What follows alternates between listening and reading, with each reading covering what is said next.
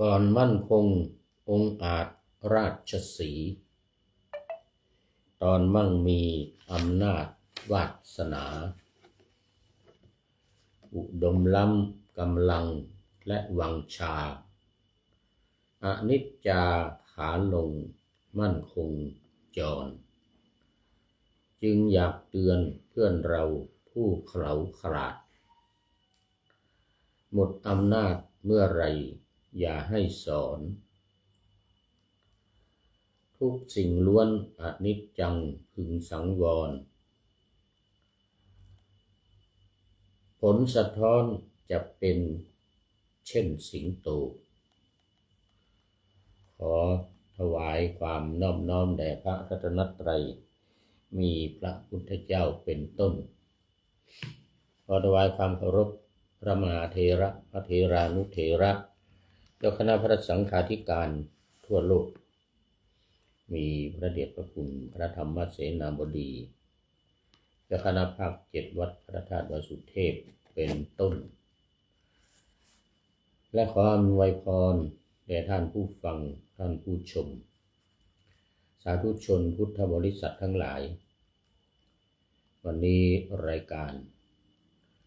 ธรรมะหลังธรรมวัดเย็นของวัดพระธาตุวสุเทพออกอากาศทางสถานีวิทยุพระพุทธศาสนาแห่งชาติและจริยธรรมวัดพระธาตุวสุเทพ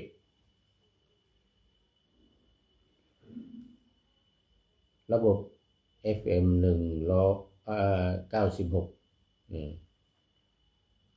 FM 96 เมกะเฮิรตซ์มีพ่อครูวรรณลบนามวงกลมเป็นผู้อำนวยการ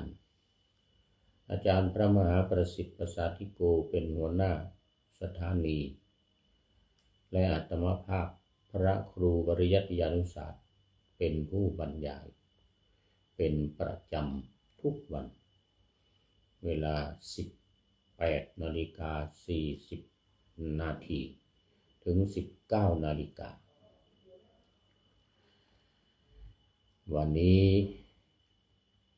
ก็เหมือนเดิมบันทึกเสียงล่วงหน้ามา10 นาทีเดี๋ยวก็ถึงละ18:40นี่นะจากวัดดอยสัพพัญญูตำบลดอนเปาอำเภอแม่วางจังหวัดเชียงใหม่มีท่านพระครูสุตกิจจาภิรมย์เป็นเจ้าอาวาสและรักษาการแทนเจ้าคณะอำเภอแม่วางสำหรับตอนนี้ขอต้อนรับพิกาศพลเสนนมัสการครับอาจารย์ติดตามถ่ายทอดอยู่ครับสาธุโมทนาเห็นกดไลค์กดแชร์ตุ้มตั้มดีใจนี่นานแล้วไม่ได้เจอกันเมื่อไหร่จะมาเชียงใหม่สักทีเนาะนี่ยังไม่เห็นมายังไม่เห็นมาเชียงใหม่ถ้ามาเชียงใหม่ก็มาเยี่ยมหน่อยมาวัดพระธาตุวสุเทพตอนนี้อยู่ดอยสัพพัญญูนี่อีก2 วันวันที่18นี่ก็จะกลับไปวัดพระธาตุวสุเทพแล้วก็เข้ากรุงเทพวันที่19วันที่20กับ21 2 วันนี้ก็ไปสอบบาลีที่วัดสะเกษแล้วก็จากนั้นก็กลับเชียงใหม่สำหรับวันนี้ก็ขอโมทนาเจ้าภาพภัตตาหารเช้าเพลน้ำปานะตอนเย็นด้วยเป็นลูกศิษย์หลวงปู่ทอง นำอาหารมาเองเลย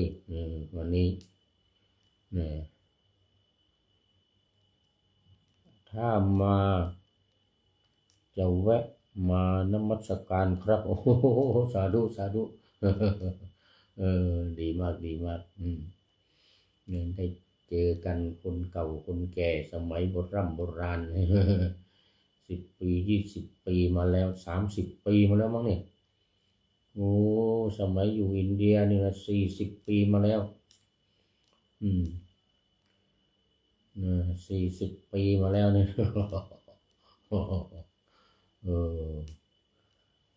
หนุ่มเนวันเนกาเล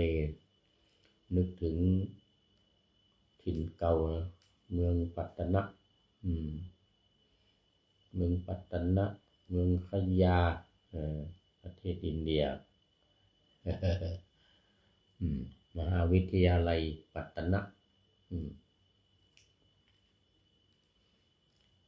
พิเนติก็เข้ามาบ่อยอยู่เนี่ย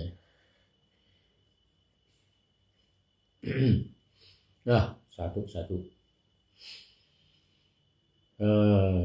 สิทธิ์หลวงปู่ทองพระพรหมมงคลวัดพระธาตุสีจอมทองติดต่อกันมาตั้งแต่วันที่13แล้วมันพรุ่งนี้อีกวันที่17 13 14 15 16 17 16 17นี่พิเศษเอาอาหารมาเองจากร้านอาหารสั่งร้านอาหารมาเลยวันนี้มีโยมทั้งจากกรุงเทพแล้วก็จากเชียงใหม่จากลำพูนป่าซางโอ้มากันเป็นเจ้าภาพในนามศิษย์หลวงปู่ทองแต่ว่าไม่ได้บอกชื่อเอาเพียงว่าศิษย์หลวงปู่ทองก็พอแล้วอาหารก็สั่งมาจากร้านทั้งนั้นเลยก็ไก่ FC อย่างนี้โอ้โหวันนี้เย็นตาโฟนี่350 ถ้วยนี่ก็ลูกศิษย์หลวงปู่ทองเหมือนกันแม่ชีเป็นลูกศิษย์แม่ชีอมรีรัตน์จากอำเภอดอยสะเก็ดแต่วันนี้แม่ชีไม่ได้มามีแต่รถเย็นตาโฟมารถเย็นตาโฟมาเหมือนเดิมที่เคยมาวันก่อนจนคุ้นปากคุ้นหน้าคุ้นตาหมดแล้วเย็นตาโฟ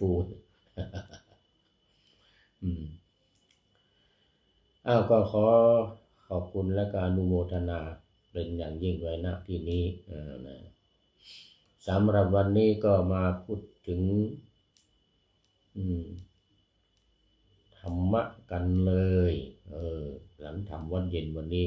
ขณะที่พระเดชพระคุณหลวงพ่อพระธรรมเสนาบดีหลวงพ่อเจ้าคณะภาค7วัดประธานวัดสุเทพนำพระสงฆ์สามเณรอุบาสกอุบาสิกาศรัทธาญาติโยมปฏิบัติอยู่ในวิหารหลวงวัดพระธาตุดอยสุเทพบนลานเจดีย์บริเวณลานเจดีย์สุวรรณเจดีย์พระบรมธาตุดอยสุเทพตอนนี้พุทธานุสติโดยการบริกรรมโธพุทโธพุทโธหนึ่งในวิธีทั้งหลาย3 อย่างที่การ1ปริกรรมนัยยะการบริกรรมว่าซ้ำๆบ่อยๆท่องนั่นแหละท่องว่าพุทโธพุทโธ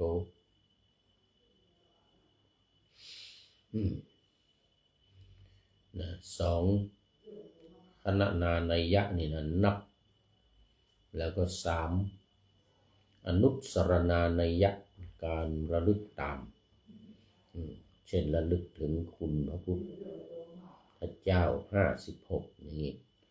คุณของพระธรรม38คุณพระสงฆ์ 14อย่างนี้นะที่ว่าบ่อยๆระลึกตามแต่ไม่ถึงกับพิจารณาเหมือนวิปัสสนานะเพียงแต่ระลึกถึงเท่านั้นระลึกถึงหัวข้อมันอย่างพุทธคุณ2พุทธคุณ3พุทธคุณ9อย่างนี้แต่ว่าไม่ค่อยเป็นที่นิยมเท่าไหร่ที่นิยมมากๆก็อย่างที่กำลังทำกันอยู่นี่แหละคือบริกรรมนั่งหลับตาตั้งกายตรงดำรงสติให้มั่นก็บริกรรมไปเพื่อให้ใจสงบให้จิตเป็นสมาธิแล้วมันจะเกิดปัญญาบรรลุธรรมทางด้านเจโตวิมุตติทางด้านเจโตวิมุตติซึ่งจะไม่เหมือนกับฝ่ายวิปัสสนาเนี่ยที่กำลังพูดอยู่นี้เป็นวิปัสสนาเป็นการปฏิบัติวิปัสสนาอย่างที่กำลังพูดกำลังฟังกันอยู่นี่แหละเป็นการคิดพิจารณามีการฟังเนี่ยฟังคิดพิจารณา3อย่างฟังคิดพิจารณาอย่างสมัยพระพุทธเจ้าเนี่ยนะสมัยพุทธกาลนี่นะข้อที่1คือการฟังนี่แหละเป็นหัวใจสำคัญเป็นการปฏิบัติโดยการฟังเสร็จแล้วบรรลุเลยฟังเสร็จแล้วบรรลุเลยอย่างน้อยๆเป็นโสดาบันอย่างนี้สกัทาคามีอนาคามีหรืออรหันต์นี่นะโอ้กระจอกมากสมัยนั้นนะแต่สมัยนี้นี่ค่อนข้างจะยากฟังเท่าไรก็ยังไม่ได้บรรลุเพราะว่ามันเป็นเรื่องบุญญาบารมีที่สร้างสมมาใครทำมามากมาน้อยเราไม่รู้ถ้าใครทำมามากบารมีมาถึงเนี่ยมันก็บรรลุได้ไม่ว่าจะฟังยังไงพิจารณายังไงมีหลักการอยู่3อย่างเนี่ยคือการฟังการคิดกับพิจารณาการฟังเรียกว่าสุตตมยปัญญาการคิดเรียกว่าจินตามยปัญญาการพิจารณาเรียกภาวนามยปัญญาพิจารณาหัวข้อธรรมอย่างที่นี่กำลังเสนออยู่ตอนนี้นำมาพิจารณา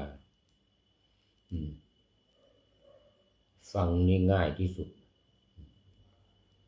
ฟังเกิดความรู้เกิดความเข้าใจคิดเองก็เหมือนกัน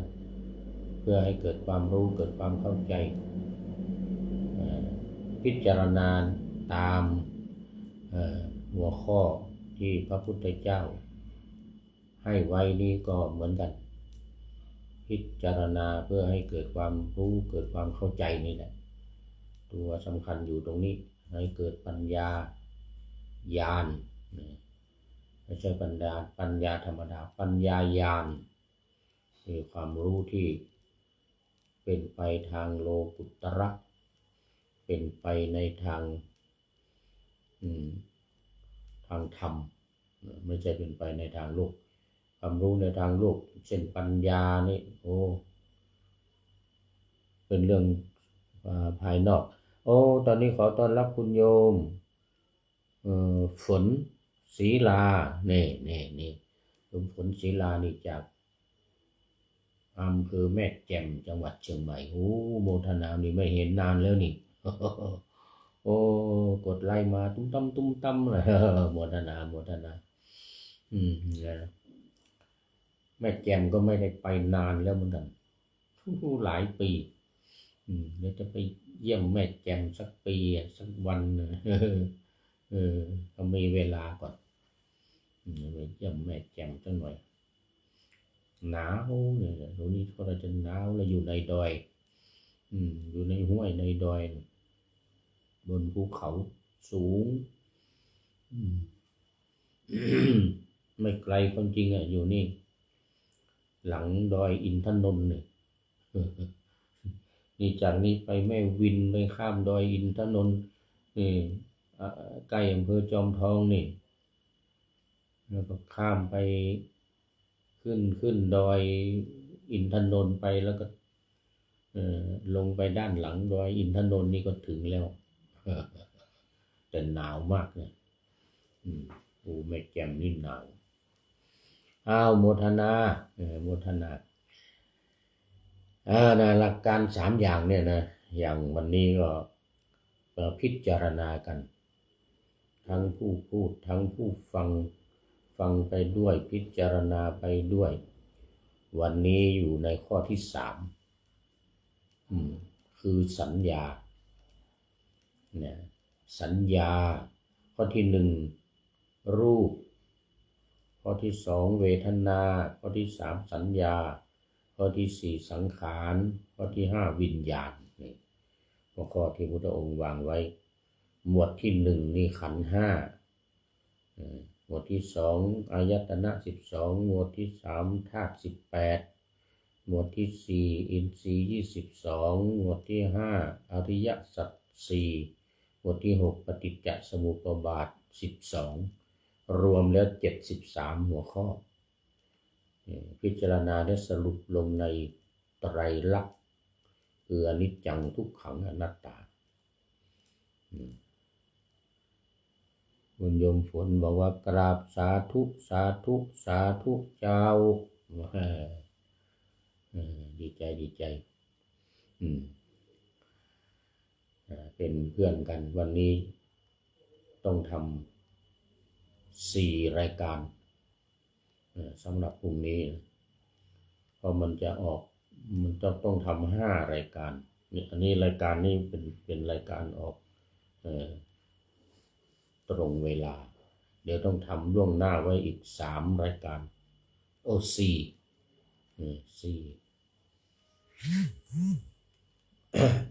คืนนี้ก็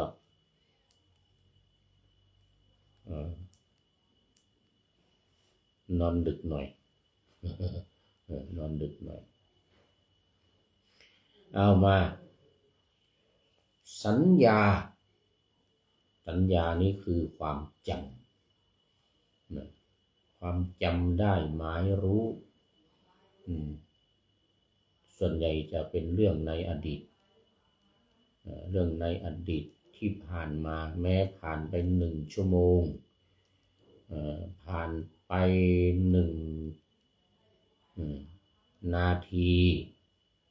นี่นะก็ถือว่าเป็นอดีตหมดเลยนะถือว่าเป็นอดีตหมดเลยเนี่ยอย่างฟังอยู่เนี่ยฟังผ่านไปสัก5 นาที 2-3 นาทีที่ฟังแล้วเป็นอดีตแล้วเราจำได้ไหมวันนี้หลวงพ่อพูดอะไรเรื่องอะไรเรื่องสัญญาพอผ่านไปสัก5 นาทีเราก็จำได้ว่านี่ต้องสัญญานะอันนี้คือสัญญาอันนี้คือความจำอันนี้คือสัญญาแล้วสัญญานี่ที่ทั้งหมดมันมีอยู่10ประการนะมันมี10อย่างนะในอาพาทสูตรในคิริมานันทสูตรสัญญาเนี่ยโดยเฉพาะสำหรับคนอาพาธคนเจ็บป่วยไม่สบายเนี่ยนะได้ฟังสัญญาเนี่ยทั้ง10ประการเนี่ยทำให้โรคภัยไข้เจ็บหายได้อย่างคิริมานันทสูตรเนี่ยพระพุทธองค์มอบหมายให้พระอานนท์ไปว่าให้พระคิริมานนท์ฟังพระคิริมานนท์นี่เป็นไข้หนักนะเ เป็นไข้หนักเสร็จแล้วพระอานนท์ก็ขอพระอานนท์ไปกราบทูลพระพุทธองค์ขอพระพุทธองค์ไปเยี่ยมไปโปรดหน่อยว่างั้นนะใกล้จะตายแล้วว่างั้นนะขอพระพุทธองค์มาโปรดหน่อยติดเตียงลุกไม่ขึ้นแล้วว่างั้นโอ้โหขนาดหนักพระอานนท์ก็ไปกราบทูลพระพุทธเจ้าพระพุทธเจ้าก็บอกอานนท์อานนท์นี่แหละไปแล้วเอาสัญญา10 ประการเนี่ยไปว่าให้คิริมานนท์ฟังเลยนะคิริมานนท์เนี่ยนะฟังพระอานนท์ก็ศึกษาสัญญา10 ประการเนี่ยจากพระพุทธองค์เสร็จเรียบร้อยแล้วก็เข้าไปว่าให้ท่านพระคิริมานนท์ฟังสัญญา10อย่างเนี่ยนะในอนิจจสัญญาอนัตตสัญญาเป็นต้นไปเนี่ยเดี๋ยวเรามาจะว่ารายละเอียดนะอสุภสัญญาอาทินวสัญญาปหานสัญญาวิราคะสัญญานิโรธสัญญาสัพพะโลเกอนาภิรติสัญญาสัพพะสังขาเรสุอนิจจสัญญาแล้วก็อานาปานสติสัญญาจำอย่างอานาปานสตินี่ก็รายละเอียดว่ามาบ่อยๆว่ามาบ่อยๆสำหรับเนี่ยสัญญาทั้ง10 ประการเนี่ยคือฟังไปด้วยคิดไปด้วยอย่างว่านะฟังไปด้วยคิดไปด้วยพระคิริมานนท์ฟังพระอานนท์ว่าให้ฟังว่าทั้งหัวข้อว่าทั้งความหมายนะแต่ว่าในสมัยนั้นเนี่ยภาษานี่มันเป็นภาษาถิ่นภาษาของเขาว่าแต่บาลีเนี่ยเขาก็เข้าใจกันหมดแล้วเขาเข้าใจกันหมดไม่ต้องไปอธิบายมีอธิบายเสริมเพิ่มเติมอะไรเข้าไปบ้างนิดๆหน่อยๆหายเลยท่านพระคิริมานนท์อาการป่วยอาการเป็นไข้ทุเลาลงทุเลาเบาบางลงเลยแล้วจิตไปติดตามเรื่องสัญญาทั้ง10 ประการนี้อย่างหนึ่งอันนี้จัดสัญญาเนี่ยนะพิจารณาว่ามันเกี่ยวข้องกับขันธ์ 5ทั้งหมดนี่แหละรูปเวทนาสัญญาสังขารวิญญาณเนี่ยรูปนี้ไม่เที่ยงนะร่างกายของคนเราเนี่ยหรือสังขารของคนเราเนี่ยนะทั้งรูปทั้งเวทนาสัญญาสังขารและวิญญาณเนี่ยมันไม่เที่ยงนะเสร็จแล้วอุปาทานคือการเข้าไปยึดไปถือเข้าไปยึดในขันธ์ทั้ง5นี่ก็ไม่เที่ยงอีกเหมือนกันทุกอย่างมันเป็นสิ่งที่ไม่เที่ยงแท้แน่นอนอันนี้เป็นข้อที่ 1เรื่องอนิจจสัญญามันเป็นหนึ่งในไตรลักษณ์อย่างที่ว่าเมื่อกี้เนี่ยไตรลักษณ์ทั้ง3อนิจจังทุกขังอนัตตาคือนอกจากว่ามันไม่เที่ยงแล้วมันยังเป็นทุกข์อีกด้วยแล้วก็มันเป็นอนัตตาคือไม่ใช่ตัวตนของเราด้วยเราจะไปบังคับมันไม่ได้เรื่องการเจ็บการป่วยการเป็นไข้เจ็บหัวมัวตาปวดท้องปวดขาเหล่านี้มันเป็นสิ่งที่เป็นทุกข์ทนได้ยากมันไม่เที่ยงนี่แหละเพราะมันไม่เที่ยงเนี่ยมันจึงเป็นทุกข์แล้วก็มันจึงเป็นอนัตตาไม่ใช่ตัวเราบังคับอะไรไม่ได้ พิจารณาไปอย่างนี้สองอนัตตสัญญาเนี่ยต่อกันเลยคือพิจารณาจักขุโสตคานะชิวหากายมโนที่มันเป็นคู่กันนะตาคู่กับรูปหูคู่กับเสียงจมูกคู่กับกลิ่นลิ้นคู่กับรสร่างกายของเรานี่คู่กับสิ่งของที่มาสัมผัสใจเนี่ยคู่กับความคิดเข้ามาถูกต้องใจของเราเนี่ยปั๊บมันเป็นสิ่งที่ไม่เที่ยงมันเป็นสิ่งที่ไม่แน่นอนทุกสิ่งทุกอย่างที่มากระทบทางตาทางหูทางจมูกทางลิ้นทางกายทางใจเนี่ยนะก็คืออายตนะภายนอกรูปเสียงกลิ่นรสสัมผัสและธรรมารมณ์เนี่ย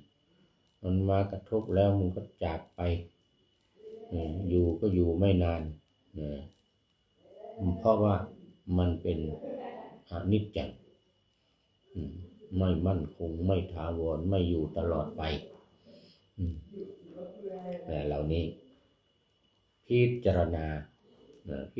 ณาอยู่อย่างนี้เรียกว่าอนัตตสัญญาสาม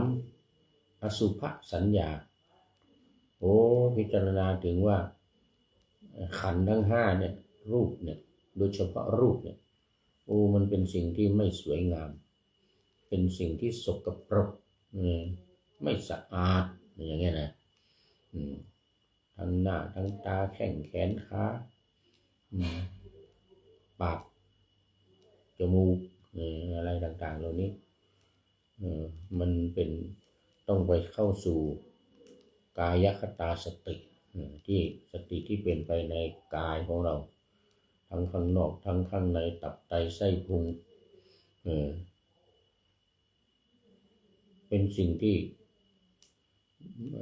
ไม่สะอาดสกปรกแล้วก็ภายนอกไม่ว่าจะเป็นเล็บอย่างตัดจากปัญจกกรรมฐานผมขนเล็บฟันหนังเนื้อเอ็นกระดูกสิ่งทั้งหลายเหล่านี้เป็นสิ่งที่ไม่สะอาดสกปรกอันนี้อสุภสัญญาอาทีนวสัญญาข้อที่สี่กายนี้มีทุกข์มากมีโทษมากมีอาพาธมากมีความเจ็บป่วยเหยียดแข้งเหยียดขาออกไปหน่อยก็ปวดแล้วนั่งนานก็ปวดยืนนานก็ปวดเอวอีกอันนี้เป็นประจำสังขารเนี่ยนะยิ่งป่วยไข้เข้ามาอีกนะเป็นไข้อย่างนี้นะปวดหัวตัวร้อนความดันขึ้นอีกอะไรไขมันความดันเบาหวานดังบันดีเข้ามาเป็นโทษเป็นภัยทั้งนั้นเลยร่างกายตอนนี้มันอยู่ในเนี่ยยิ่งสมัยโควิดเข้ามาอีกนะเดือดร้อนกันใหญ่เลยตอนนี้ก็ยังมีอยู่บ้าง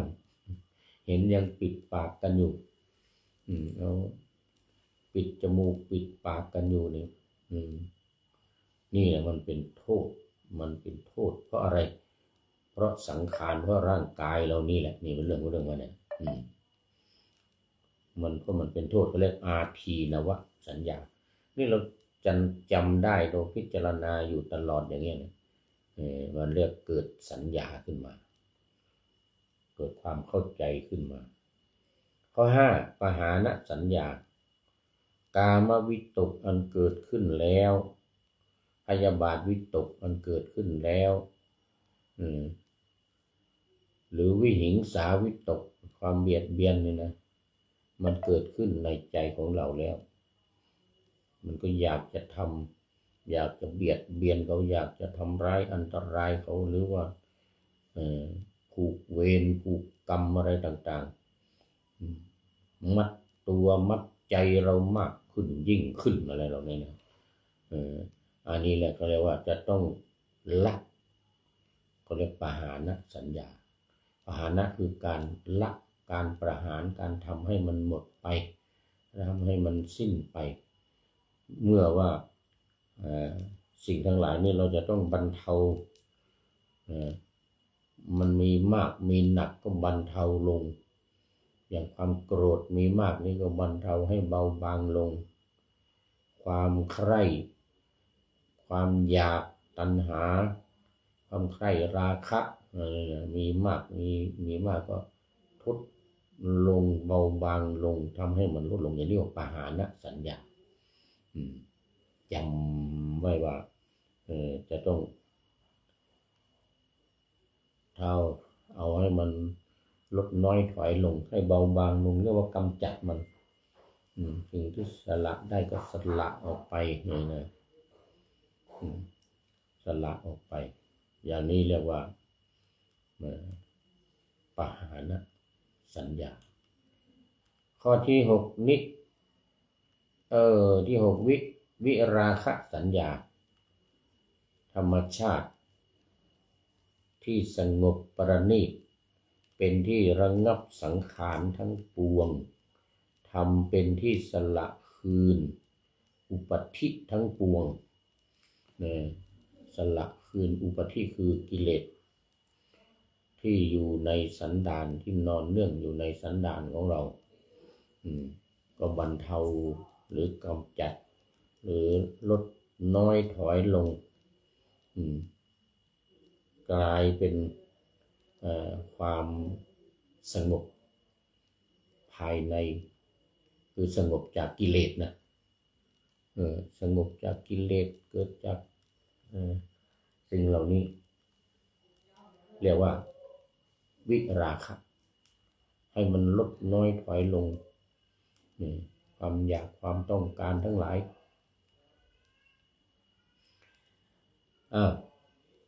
ข้อ7แล้วนี่นิโรธสัญญาทำเป็นที่สละคืนอุปธิเป็นที่สิ้นไปแห่งตัณหาเป็นที่ดับโดยไม่เหลือนี่เราก็เรียกว่านิโรธนิโรธสัญญาการระลึกถึงการจำได้ว่าจะต้องดับนะสิ่งที่จะดับคืออะไรตัณหาเพราะว่าตัณหามันเป็นต้นเหตุของความทุกข์คือมันเป็นความอยากเช่นกามตัณหาอยากในเรื่องกามภวตัณหาในเรื่องภพที่อยู่อาศัยตำแหน่งแห่งหนอะไรต่างๆที่ดินที่นามีภพทั้งนั้นภวตัณหาวิภวตัณหาอีกอยากจะยิ่งขึ้นไปสูงขึ้นไปอีกเนี่ยเหล่านี้เป็นสิ่งที่ต้องให้มันดับต้องให้มันดับลงไปเรียกว่านิโรธสัญญาถ้าสิ่งเหล่านี้มันจางไปมันดับไปมันหายไป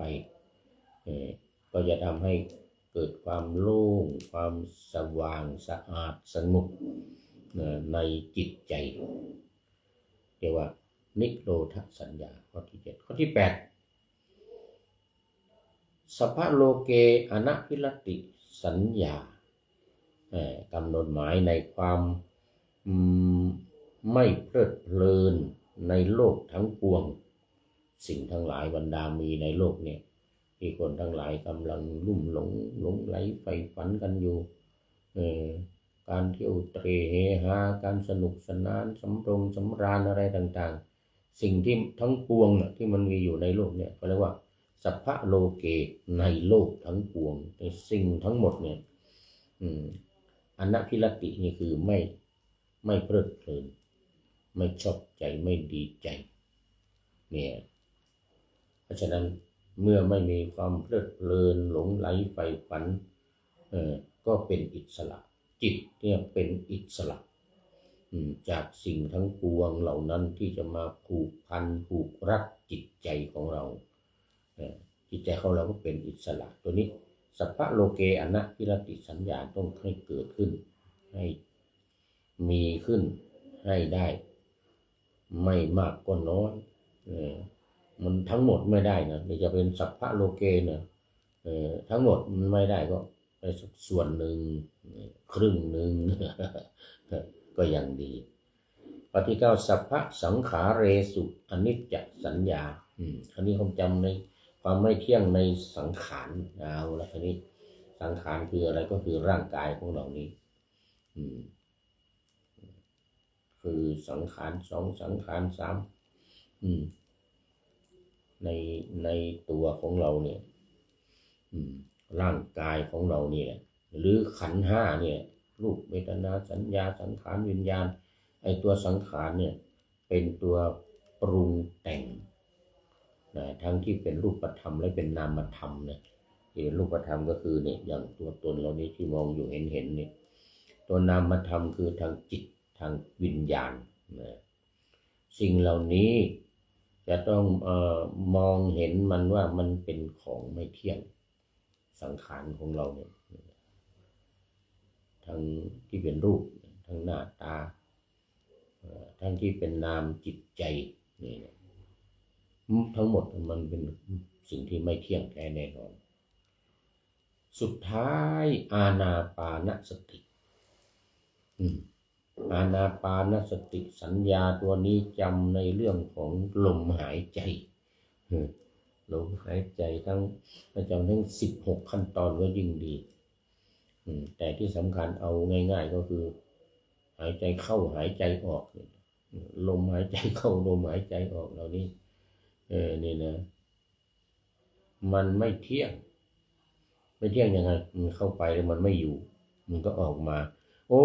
ตอนนี้ขอต้อนรับท่านสุดท้ายในรายการเพราะว่าตอนนี้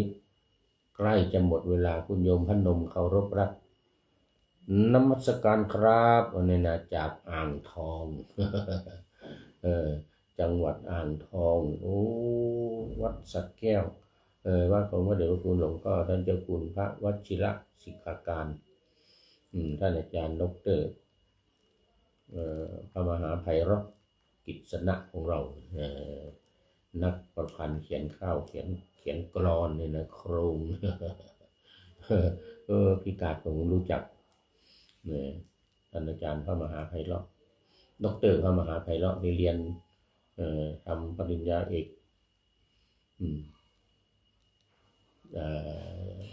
อยู่ที่มหาลัยปัตตนะนะเรียนที่องค์พาราณสีเนี่ยสัมปุรณานันท์สันสกฤตยูนิเวอร์ซิตี้นะโอ้นี่อยู่สักแก้วเป็นเจ้าคณะอำเภอป่าโมกตอนนี้เป็นอดีตละอายุ80 กว่าแล้วโอ้ความระลึกถึงโยมพนมเคารพรักจากอ่างทองวันนี้เอาละสุดท้ายพอดีหมดเวลาพอดีสัญญาทั้ง10ประการนี่นะพิจารณาฟังไปด้วยพิจารณาไปด้วยเนี่ยทำให้โรคภัยไข้เจ็บป่วยเหมือนกับพระคิริมานนท์อย่างที่กล่าวมาแล้วนี้เอาละตอนนี้ก็โมทนากับทุกท่านมีคุณโยมพนมเคารพรักเข้ามาเป็นท่านสุดท้ายในสู่เส้นชัยของรายการในวันนี้โมทนาเป็นอย่างยิ่งแล้วก็ทุกท่านที่เข้ามาแล้วนะเอาแล้ววันนี้มีไหนละข้อคิดท้ายรายการข้อคิดท้ายรายการวันนี้ได้จากอะไรสุดาไม้เซ็ตเทรดเรียนนี่นะขออภัยสมบัติ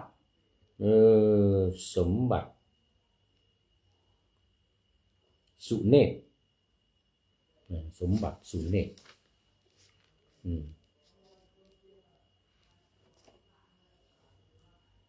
ก่อนมั่นคง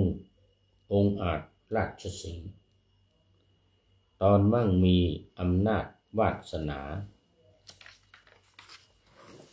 อุดมล้ำกำลังและวังชาอนิจจาขาลงมั่นคงจร ความมั่นคงไม่มีอ่ะ เพราะมันไม่เที่ยงอย่างว่านะอนิจจสัญญาจึงอยากเตือนเพื่อนเราผู้เขลาขลาดหมดอำนาจเมื่อไหร่อย่าให้สอนว่างั้น ทุกสิ่งล้วนอนิจจังพึงสังวรผลสะท้อนจะเป็นเช่นสิงโตจะเป็นเช่นสิงโตนะสิงโตหมดวาสนาหมดอำนาจวาสนาก็งอเลยโมทนาขอบคุณเจ้าของนามปากกาสมบัติสุเนตรนะสมบัติสุเนตรไว้ณที่นี้เป็นอย่างยิ่งขออำลาพรากจากผู้ชมฟังที่เดินยืนนั่งนอนฟังทั้งหลาย